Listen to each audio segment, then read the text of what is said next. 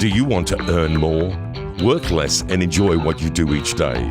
It's no secret, it can be done. This podcast with Dr. T will not only educate and inspire you, it will also teach you how to do more and be more with the time you already have. It will be like a shot of adrenaline straight into the heart of your business. Here is your host, Tyson Franklin. Hi, I'm Tyson Franklin, and welcome to this week's episode of It's No Secret with Dr. T. Last year, October last year actually, 2018, I was having a family holiday to Powell River, which is in British Columbia in Canada. We were there to see some friends. And I thought, if I'm going to go all the way there, why not contact their Chamber of Commerce and see, do they have a luncheon on, and was there a possibility that I could speak? So this was about 9 months before we actually visited. So I sent them an email. They responded and said, no, we don't have a lunch on, but we're prepared to put one on for you if you want to talk. And because I had written a couple of books, I told them that I did do public speaking and I loved talking about marketing. I would love to come in and chat to their Chamber of Commerce. So we set the whole event up. My event was titled The 6 Pillars of Marketing. So that's what I spoke on that day. And it was just before their local elections, which was really exciting. We had about 55 people in the room and had the mayor of the town there. And it was a lot of fun. And it was also the first time that I'd had my daughter in the room listening to me talk. So overall, it was pretty exciting. So just want to point something out though, is whenever I've done a talk or a live talk, I usually always put on a lapel mic and hook it up to my iPhone and I press record. So that's how this recording was actually done. So it's not the normal quality of a recording I do when I'm doing a podcast, but it still turned out really good. And the reason I do this is because, not that I'm always going to use it on a podcast, but I think it's important to record what you say and listen back to it at some stage to just hear the order that you said things. And even if you told a little joke, did the audience catch on to the joke, or should things be changed and moved around? So that's a little tip. If you're doing any public speaking, buy yourself a lapel mic, hook it up to your iPhone and actually record what you're saying, and every now and then listen back to it to see if the content that you're sharing is actually engaging the audience, or if you need to add or change things. Because sometimes I always joke around and say there's 3 speeches that you actually give. The one that you plan to do, the one you give, and the one that you do in your head afterwards when you realize, geez, I should have said this. So I think listening back to your own content is really, really important. So anyway, sit back and enjoy the 6 Pillars of Marketing presented to the Powell River Chamber of Commerce. Anyway, thank you for coming on. This is great. This is the first time I've ever done a talk with my daughter being present. So thank you for coming along here, which means I have to watch what I say. And not that she hasn't heard anything before. And it's also interesting being here during election time. So it was the 1st of October, so we're actually due for a new Prime Minister. Again, they seem to change, was it, every 12 months? So anyway, this was not taken today. So I was in Powell River 12 months ago. Can anyone recognise their business in this photo? See, that's why they should be here. Because if they were here, they could put the hand up, they could tell everybody what they're actually doing. So anyway, I took this last year when I was here. I was at an event in Arizona, and I had 2 events that were a week apart. Had a few days spare, and I've got friends that live in Powell River. And so Craig said, why don't you come up and visit me? So I did, and couldn't help but come back again the second year because I enjoyed it so much, and I wanted my wife and daughter to actually check out the town. So it's been great. One thing I've learnt about in Powell River is 5-pin bowling. Never seen it before in my life. It is the craziest game. I've seen 10-pin, but I must admit, the small balls are so much easier to throw, but I have torn a buttocks. So it is a little bit dangerous. So anyway, my background is podiatry. I've been doing it for 30 years, and so if you've ever looked at feet for 30 years, you can understand how someone's mind can work after that long. But I wrote a book called It's No Secret There's Money in Podiatry about 4 years ago, and I was really proud of the book. And a lot of people that read the book said, oh, this book's great. Yeah, if you just change the word podiatry, anyone could actually relate to this book. But the problem is no one was actually looking or buying the book because it had the word podiatry in it. So I thought, I'm going to rewrite the book. All I have to do is take out the word podiatry and it'll be so much easier. I didn't realise because I used to say it's not really a podiatry book, it's a business book. When I went back to rewrite it, I realised it was a podiatry book. It was so podiatry that it took me so much longer to write the second book. So the second book is like an advanced version of the first book, pumped full of steroids. It is, I always say it's the second best business book ever written. There is a better one, I just haven't read it yet. Anyway, and I love marketing, absolutely love marketing. And the reason I like marketing so much is because you know when it works. It's one of those other things you can say, we want more happiness at work. How do you measure happiness? Or there's other things that you might want to measure at work. Productivity, how do you measure productivity? And there are ways you can measure it, but the best thing about marketing is you know when it works. And this is me. This is what I'm like when I've done a marketing campaign that's worked. There's this little kid in me, little fuzzy, he's got way more hair than me. But that's what I'm like on the inside when I actually do a marketing campaign and it actually works. And I think most people are the same. Hello, Christine. So my wife's going around taking photos and she's going to take photos of the crowd as well. You also notice that I'm actually recording this. The reason, I'll tell you later why I'm actually recording it, but it's one of those things, I'm all about creating content, whether it's audio, whether it's pictures, everything you're actually doing. Even today, everybody that's here today should get a photo with other people in this group with your iPhone, and if you've got social media, a website, you should be putting it up there and creating some form of story. And I've never talked while people are eating. It's just making me so hungry. I thought it'd put me off of talking, but it just makes you hungry. When you look at basic marketing, nothing has really changed over a long period of time. That's why I've got the caveman there. I reckon even John, back in his day, cavemen still did marketing a certain ways. And the thing was that they kept everything simple and consistent. No matter what it is that you're going to actually talk about, if you can keep the message really, really simple and you can keep that consistent message on a regular basis, people will actually hear it. Where we live in Cairns, we had this commercial that comes on TV, Golden Drop Mangoes. And they have had the same ad on television. It's on every night after 10 p.m. for about the last 15 years. The ad has not changed. If you said to anybody, have you ever heard of Golden Drop Mango? Every single person has heard of it and they know where they are. And they have just never, ever changed the message. And the thing with a lot of marketing, I used to have my sales rep from the radio station would come up and say, when are you going to change your ad? It's getting really boring. And I go, I will change the ad when it actually stops working. And what happens, that's what I got here. You'll get bored much faster than your clients and customers. Sometimes we'll have an advertising campaign that's running that works really well. And because we're so sick of seeing it, we end up changing it. There was an ad on the radio in Cairns that my daughter loves from this used car place. And I can't remember exactly how it goes, but I'm sure my daughter could recite it word for word. And every time it come on, she'd be there going, yeah, and cash in the till, cha-ching, cha-ching. And it was very, very audio. Anyway, they changed the ad. And the first time I'm in the car and they changed the ad, I listened, I went, what was that? And my daughter's gone, that was horrible. And they did it for a couple of weeks and all of a sudden they've now gone back to the old ad because they must have realised they weren't getting the same response. So if you've got advertising that's working now and it's working really well, don't change it just for the sake of changing it. Just keep an eye on it. And I'll get to other things in a sec. So it's like McDonald's. If I asked everyone here, what do McDonald's sell? Fast food. What's it? Speed, efficiency. But the biggest thing they've been selling burgers since 1955. Everybody knows McDonald's sells burgers, but they also sell fries, apple pies. We also sell coffee now, and that type of. And sometimes they'll advertise those other products, but a lot of the time their number one message since 1955 is they make hamburgers. And that's what everybody knows for. And they've become, yes, they've become the benchmark for a lot of franchises and all that, but their message right from the beginning was very, very simple. So that's why I say consistent action creates consistent results. So, and if anyone has any questions while I'm talking, please just note it down because at the end we'll have a bit, if there's time, we'll have a bit of a Q&A. So you only have a limited amount of time to capture your clients' or customers' attention. So your message needs to be simple and needs to be repeated often.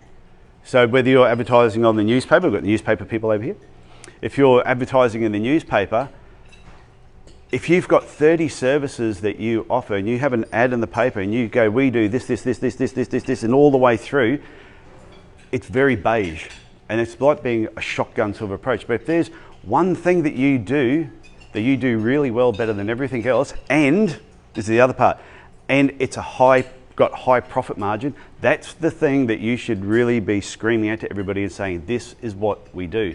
Now, they will learn that you do other things, and you can mention on websites and other areas that you do other things. But when it comes to getting your message, say paper, radio, whichever medium you use, and you're pushing it towards a person, you want it to be one single message, high profit margins, and and you're going to get a better return on your advertising and on your marketing if you're targeting that one ticket item. So podiatry, for example, everyone here knows what a podiatrist is? Yeah, so podiatrists, they dig out ingrown toenails and they dig out horns, and I won't mention some of the other things that we do because you're eating.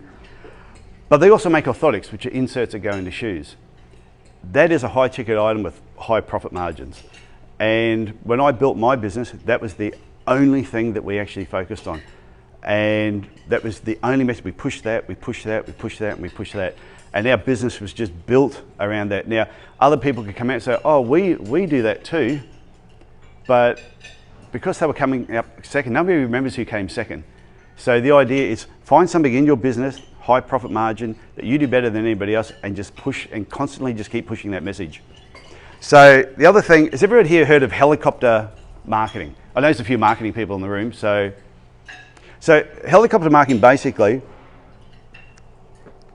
people tend to, when things are quiet, they advertise and market their business. When business gets busy, they stop. And then when things get quiet, they advertise their business. And stopping, starting, basically it slows your momentum. So even with the helicopter, they reckon a helicopter, I've never flown one, but I've been in one. But the amount of energy it takes to actually get off the ground uses far more fuel than when it's just actually coastering along.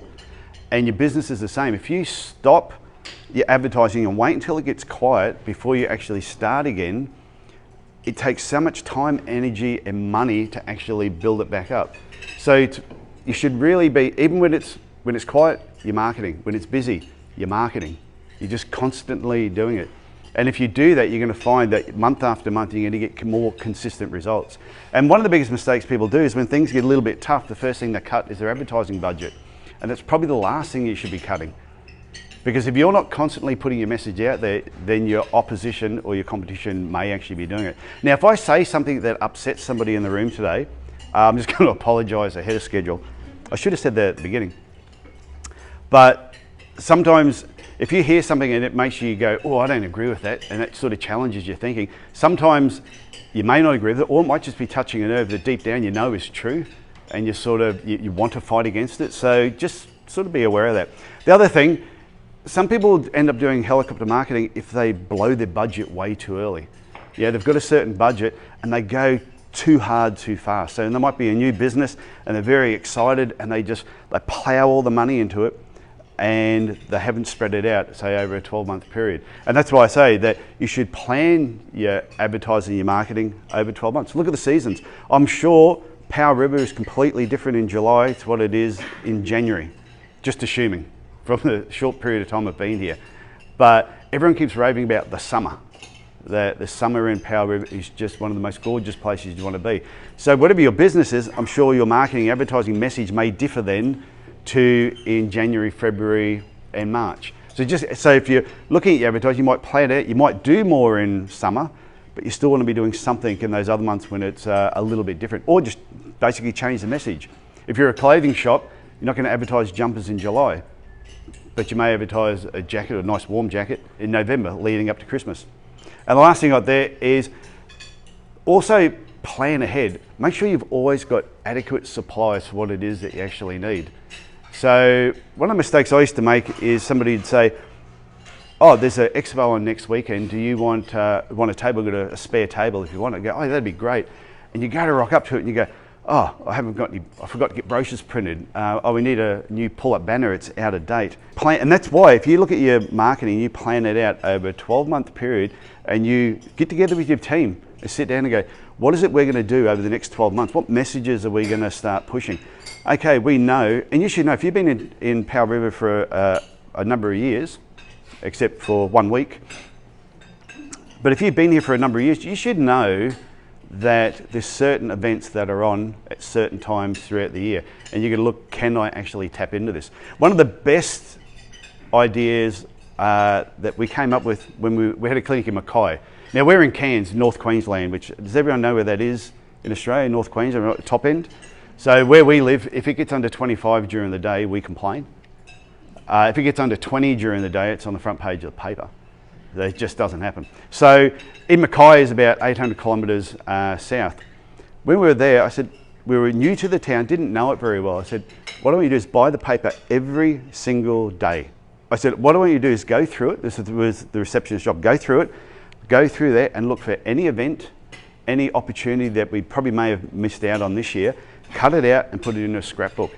And let's record everything that happened in this town over that 12 months. We then went back to that at the beginning of the next year and opened up, and we knew what was coming up because we were new to the town, so we didn't really know it too well.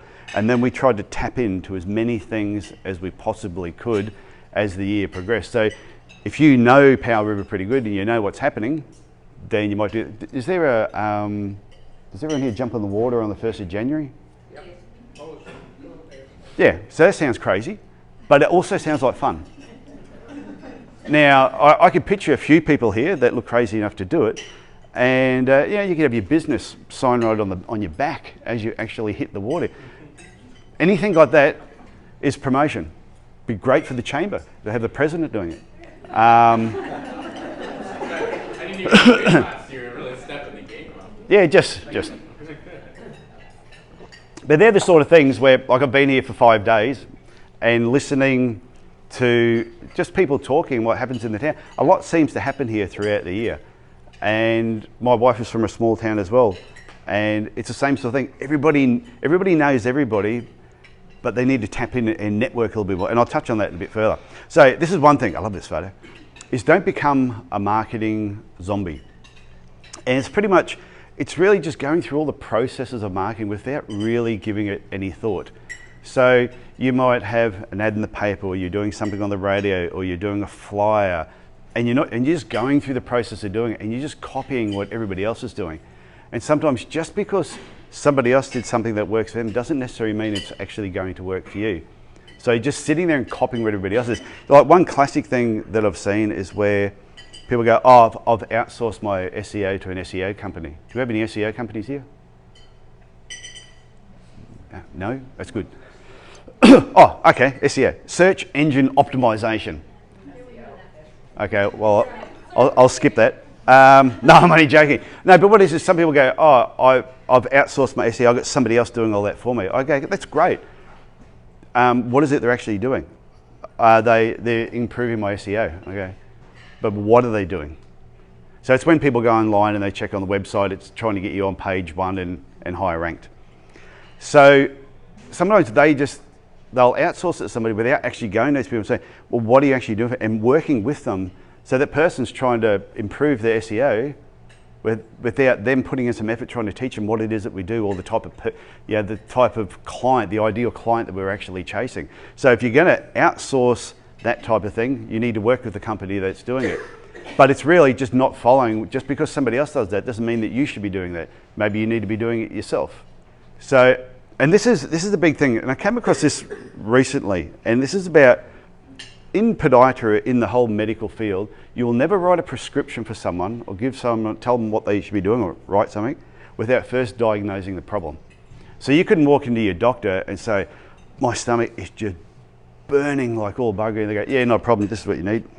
And they just give it to you. They're going to lie on their bench, they're going to push around, they're going to prod, they might put a rubber glove on, they might check a few other things, and they're going to come up with a diagnosis. Now, it doesn't mean the diagnosis is going to be right, but they're still going to come up with a diagnosis, then they're going to write a script. Now, if the diagnosis seems to be, if the script isn't working, they'll go back, re-examine, more tests, come up with a clearer diagnosis, and they may change the prescription.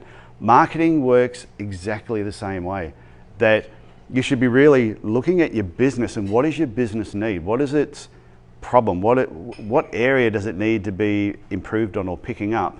And once you identify that, then look at all the different types of advertising that you can do as the different types of prescriptions. What prescription is going to fit your diagnosis or the problem with your business? What is actually going to fix it up? So I heard a story where somebody was saying, we need to improve our search engine optimization online. We need to come up with a better website. We need to set up a Facebook page. And someone said, what is it you actually do? And they said, we sell widgets, I can't remember what it was, to old ladies in nursing homes. And they went, so you market to the family for the old. They go, no, it's the old ladies in the nursing home. That's the people that we actually talk to. And they went, how many do you know that have a Facebook page? And they went, maybe none. So what they were doing, they were looking at using online marketing as their big key thing. But when you looked at the diagnosis of what their business needed, being online was not the answer. And that's where they were just following the patterns of what everybody else was actually doing. Now, this is super important, is you need to know who your ideal client is. And the more specific you can get to that, the better the results are going to be with all your marketing. So if I said to somebody, who is your target market? And they said, women between the ages of 30 and 60. And straight away I usually go, okay, stop there. And they go, well, okay, do you think a lady who's 30 and a lady who's 60 do the same activities? Are their kids the same age? Do they drive the same cars? Have they been in business the same number of years? Do they read the same magazines? Do they go to the same social places? And I go, well, no, and no. I go, okay, so they're two completely different groups of people. I said, who is your perfect person? If the ideal client, customer, or patient, whatever it is that you do, walked into your business, that's who you need to actually describe. And some people get really scared about that because they think, but if I just target that person, I'm going to miss everybody else. But if you look at that dartboard, when you're aiming for the bullseye, which is your ideal client, you're not always going to hit your ideal client. You're going to hit people on the outside. So if your ideal client was a 45-year-old lady who had her own business that made more than $80,000 a year, was married, the husband's employed, had 2 children, they drove nice cars, they like taking holidays every year, they've got a dog and a cat. And now this might sound a bit absurd going into that much detail, but when you can really narrow down that who is the ideal person, you go, now where do they hang out? What do they read? Are they reading magazines, the newspaper? What radio station do they listen to? If you can find out what radio station they listen to, then you advertise on that radio station. If you know that they're a member of, if your ideal client is a member of the chamber, because I have a look at everybody here now, and I don't know I'm not going to ask you what their age group is, but if you looked around this room and went, wow, I just noticed that my ideal client is actually in this room, then you now know where to find them. So the more you can narrow down who the ideal client is, the less money you actually need to spend on marketing too. And therefore you can keep your marketing more consistent over a period of time. So when I had my podiatry clinic, my ideal client was a 42-year-old male who used to be fairly active in sport, but had sort of put on a bit of weight, was starting to feel all the aches and pains, had young kids and was trying to actually keep up with them. And I narrowed it right down to the type of jobs that they were doing, their income and all that. And once I started doing that, I would start targeting that person. But we still got just as many women that came into the clinic. But because the women would read that and go, that's... And the best thing too, when it comes to healthcare, is even though the male was the person we were targeting, we would actually advertise towards women, because women made all the decisions in the household when it came to healthcare. Yeah, most guys will just put up with something and go, that pain, it'll just go away. And women will go, I'm sick to death of hearing you complain. So I've made an appointment for you. And then you'd say to the guy, how'd you find out about us? I don't know, my wife, wife booked me in. So that is something, and you can get online and type in the ideal client, read it. The more you can read about that and understand about it, the better it's going to be for your business. How am I doing time-wise? Okay? Cool. Beware of sales reps. Sorry, I already warned you I was going to say this. The only reason I say beware, so if you're getting all your marketing education from one source, and I'm not saying just newspaper or just radio or just TV, if you're getting all your information, everything you ever learn from one area, you've really got to be careful. Now, so you need to, if you were talking to the newspaper and they say, this is what we think, and we were having this conversation before about talking with the clients and understanding more about what the clients are doing. But you should also be talking to a website developer about your website. You should also be talking about to somebody else or getting online and just reading marketing articles. Try and get as much education as you can. If you leave all your education to one person or one source, then you're really limiting the opportunities that actually you could be exposed to. It's the same thing as like reach versus frequency. Now, in Cairns, we're slightly bigger than Powell River. It was 100,000. So 150,000, okay, so it's a bit bigger. So if I was talking to the radio or the newspaper there, they'd be going, oh, and they were all about reach. And they would say, if you advertise here, you can reach 100,000 people. And I go, but if I advertise there, my budget would be blown in about 3 ads, and it's all done. I can't do anything else. So I was more inclined with frequency. So frequency is doing something smaller, something cheaper, but doing it on a regular basis. And the more you do it, the more people are going to see it. And how I equate it in my book is, if you have a farmer and he's got 100 trees, and if he gets all his fertilizer and fertilizes, he's only got enough fertilizer to fertilize them once. And if he fertilizes them all once, the trees, they'll still survive, but they'll produce no fruit. Or he can fertilize 50 trees and fertilize them twice. And at the end of the season, he will get fruit from 50 trees. The farmer's it needs to get some fruit. It doesn't mean the other trees are going to die, but your business is the same. You need to be doing things on a consistent basis. If you've got to spend less per ad, do that, but then just do the ads more often. People are going to actually see it. And the test and measure part is all about, doesn't matter what ad you're doing or where you're doing it or however you're marketing, whether it's online, offline, is test different things. If you've got a certain headline and you've got a great response from it, then just keep doing it. But if you've got a headline, you go, geez, I thought that the ad itself was a great ad. Change the headline, change the color, change the positioning of pictures, move your logo down the bottom. If you see an ad and it's got the business name right at the top of the ad, who cares? No one cares about that. Put the business name down the bottom and put a reason for the people to actually use your business at the top. So moving things around and always testing and measuring what you're doing. So you might have an ad in the free paper during the week, or you might have an ad in the paid paper. What response do you get from each one? And test and measure those different things. You might find the free one's cheaper to advertise in, but you might find the people that read the free paper are not your target market. The people that buy the paper might be your target market, because there were different thinking about the paper and what it is actually in the content. So anyway, always test and measure everything you're doing. So the 6 pillars of marketing. And I came about this over a number of years of just, if you ever look at that's the Parthenon, 483 BC or something like that in Greece. And if you picture your business as the roof of that structure, and these pillars are what actually holds up that roof.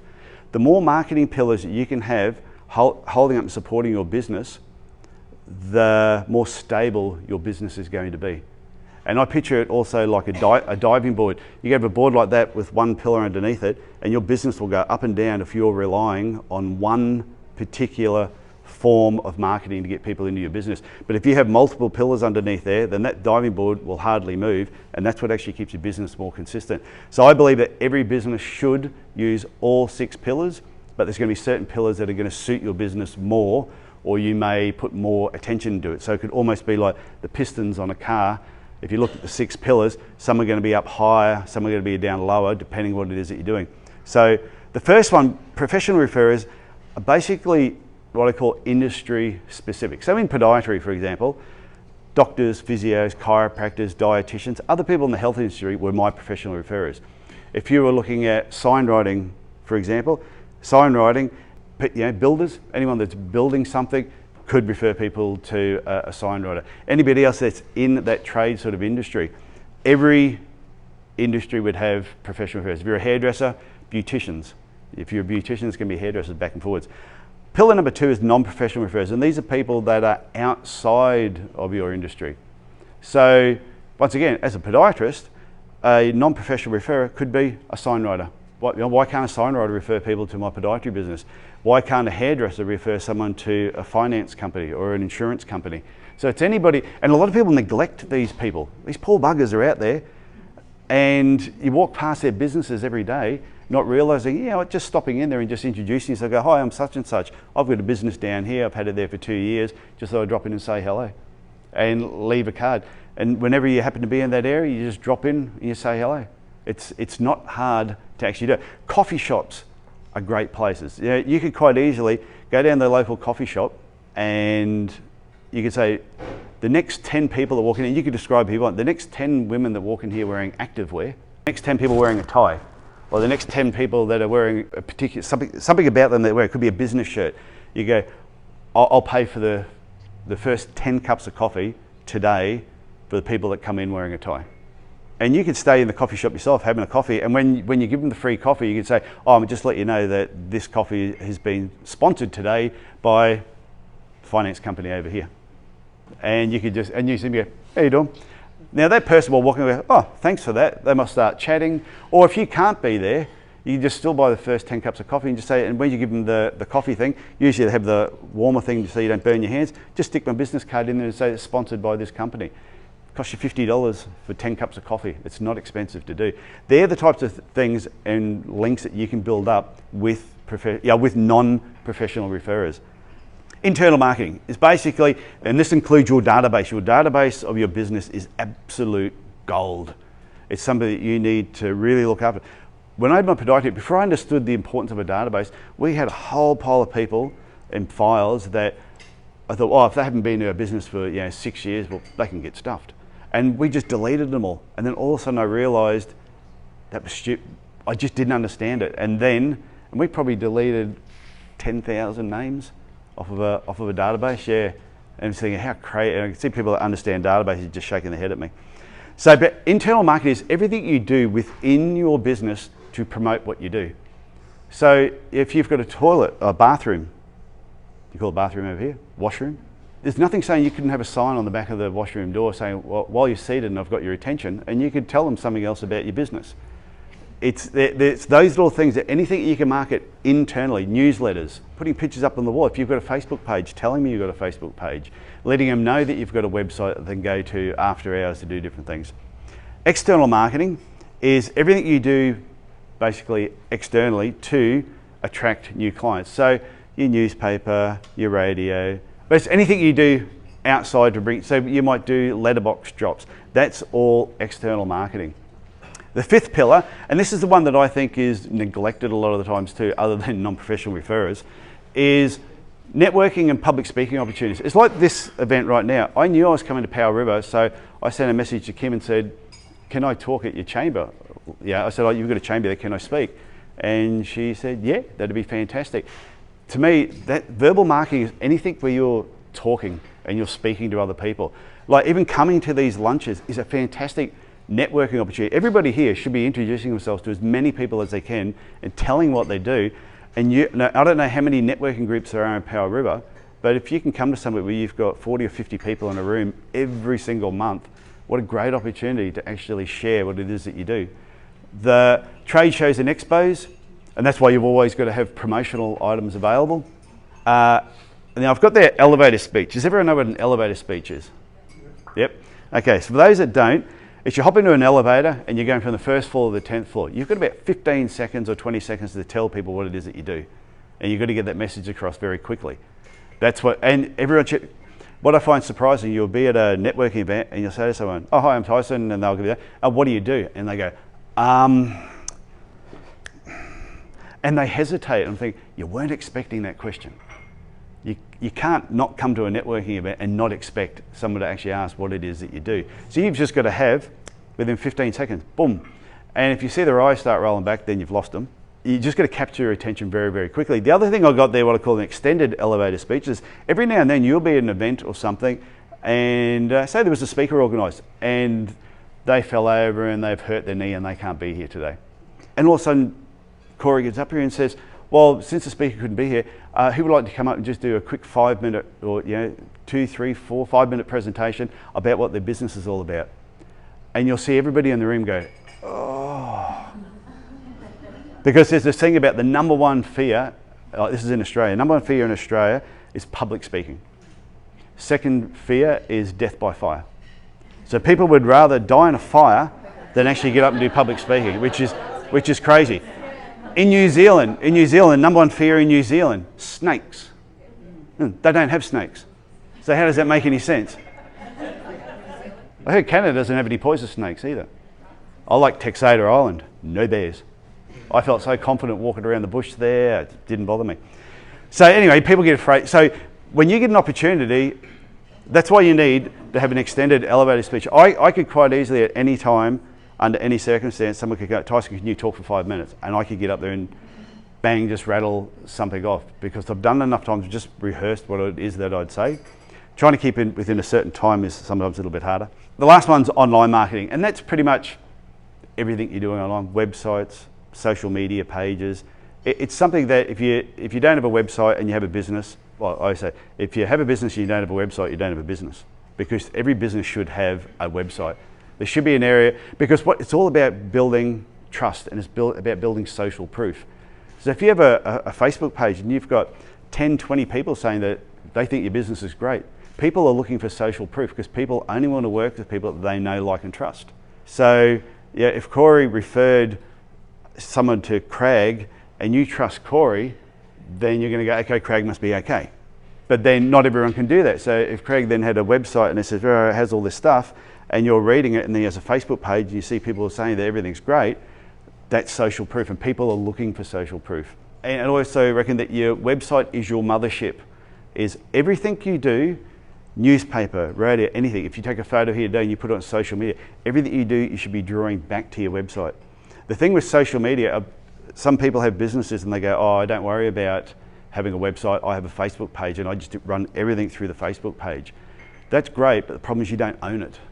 Facebook could shut your page down at any time. I know 2 or 3 friends that have been locked out of Facebook for like over a month until they got a certain problem sorted out, and they still don't know why it actually happened.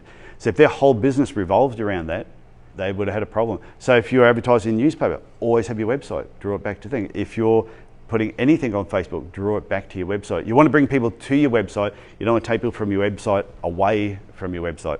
Now, these are 4 questions you need to ask. Is whenever you're doing any sort of marketing or advertising, does it fit within your budget? That's one thing. Is it going to capture my ideal client? So somebody will say, hey, we're doing this this magazine here and it's all about roses, and your business is you're a mechanic. And you're thinking, I don't think it's going to fit my ideal client, so there's no point advertising in it. That's a bit extreme. What return will you get on your investment when you do it? And would I get a better return elsewhere? And that's how I used to work things out. If somebody said, oh, you can advertise in this magazine thing that we're putting together, and I go, okay, it's going to cost me $600. I can take that $600 and advertise in the newspaper, and I know exactly what sort of response I'm going to get based on some of my past advertising. So you weigh up, am I going to get a better return spending my money elsewhere? And this is the thing about when you take all your marketing into account and everything that you basically do, a lot of it comes down to how are you setting your prices? And this is something people don't think about. One is like a baseline. How much money do you actually need to cover all your overheads? And a lot of people don't think about that. They'll charge the same price as the guy down the road is charging because that's what the standard fee is. Not really, hang on, but you're paying more rent, you've got employees, you've got more overhead. So that's the first thing when it comes to determining your wages is what is your baseline? What do you need to cover all your costs? The second thing is what are others in your industry charging? And just because you have low overheads doesn't mean you should be charging less. Because sometimes if, I'm trying to give an example of something, someone yell out at a profession, anything. What was that? Snake handler. Snake handler. Snake handler. We have those in Australia. Yeah, we have those. Okay, let's say a snake handler. Say someone's a snake handler and the going rate for a snake handler is $100 an hour, regardless of how big the snake is. And all of a sudden a new snake handler opens up and they're only charging $25 an hour because they work from home, they don't have an office, Snake Handlers Incorporated or anything like that, and they don't have an entourage of snake handlers. Now, if you're looking at the one that charges 100, one that charges 25, just because the overheads are lower, if you charge too low a price, people are going to go, must be something wrong with this person. They must be handicapped in some way, they've only got one arm, so they're like a one-armed snake handler or something like that. So sometimes you just got to be careful that if the industry says it's $100 an hour, if you're 90, that's fine. But if you're 50 or under, people are going to start thinking, And they go, oh, because I've got low overheads. They're like, yeah, I don't know, still you just sound a bit dodgy. So you've got to keep your prices within a certain range. And it's the same as if you're charging 4 times more, people are going to go, are you really that much better? If you walk out and you've got 6 arms, then people go, okay, maybe you are. You catch more snakes. And the last one is, what is your brand? Are you a premium brand? Are you mid-range or are you discount? And one of the things that I really like is, you should offer different services. Every business should offer different services. We went to Universal Studios a few years ago, and they have a normal ticket, $80. They have front of line pass, $160, and then they have VIP, which is $300. If you ever go, do the VIP. I went with my family and we did the front of line pass because I hate waiting. But then I went back with my brother and my son 2 years later, and I said, oh, since it's just us, we'll do the VIP one. Now, it was one of the best. It was absolutely fantastic. You couldn't fault it in any way. But what it made me realise is, if they didn't offer that service, we wouldn't have known it was there, but we were prepared to pay for it. It's the same reason why people still buy diamond rings, drive Mercedes-Benz cars, because some people want to spend more money on certain things. So in your business, always look, is there something I can offer at a high price that you know people are probably searching for? So anyway, all your marketing, you've got to take those three things into account when you're looking at your marketing, because if you're a discount business, then you don't want to spend a huge amount in certain areas where you're just going to blow your budget and not have anything left over. So thank you very much.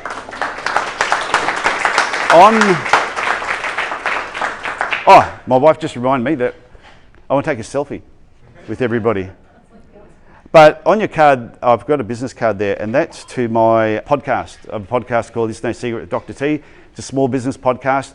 My humour is about the same as what it is now, so you know what the standard of the podcast is like. But I have a bit of fun. I have people from all around the world on there talking about different things, and we are going to do a business card draw for a copy of my book. And if anyone wants to get a copy, my wife does have a couple here, and that will help pay my screech addiction. Since I've been in Powell River, screech rum, it's nice. Thank you. Well, I hope you enjoyed this particular episode, and as I said, it was a little bit different to what I normally do, recording a live event and using it as a podcast. I think it's turned out pretty well, and even listening back to it myself, I realised some of the things that I said, they went, you know what, could have delivered that better. And I think that's the power of actually recording your own conversations and listening back to them. Whether you're going to use them for a podcast or to create some other content is really up to you. But I think it's worthwhile thinking about and considering. Record your conversations, listen back to them, and actually learn from them. So just before I go, as I mentioned during my talk, and I've mentioned on another podcast, I do have a book called It's No Secret, There's Money in Small Business, and also It's No Secret, There's Money in Podiatry if you're a podiatrist. They are both available directly from my website, tysonfranklin.com, or wherever you order your online books from. So check them out if you want to read what I always say, the second best business books ever written. So that's it for me this week. Look after yourself, look after your family, and I will talk to you again next week. Bye for now.